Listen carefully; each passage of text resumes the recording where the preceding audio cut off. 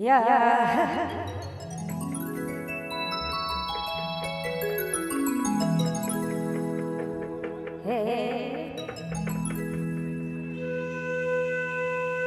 Hello hello hello hello Prem ji, आप जहां कहीं भी हैं, तबारक तबारक अंसारी,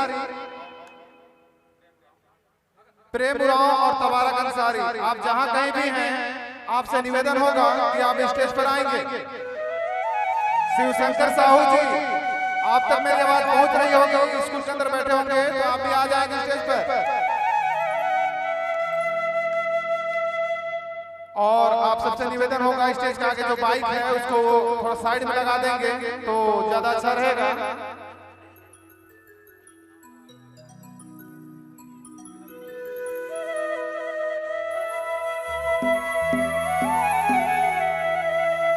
या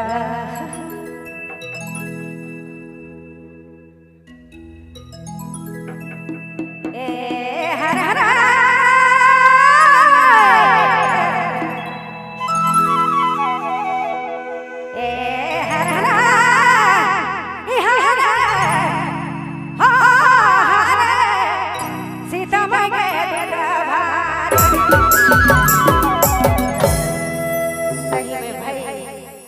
जब राम 13 साल का वनवास दे दे तो बेचारी सीता माई के लिए वनवास में का सोचे ना।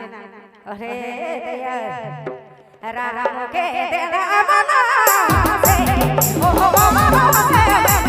सीता माई के सीता माई के सीता माई के राम के तेरा वनवास ओ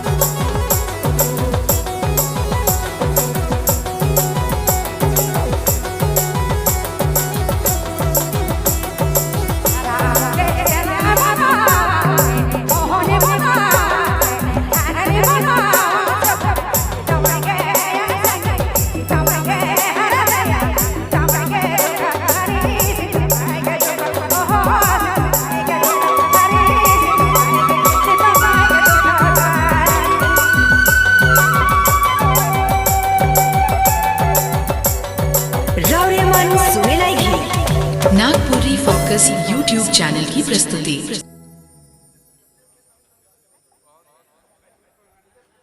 और अभी हमारे बीच एक से एक रंगारंग सुंदर सुंदर कार्यक्रम है और झारखंड के अभी चहेते कलाकार सुपरस्टार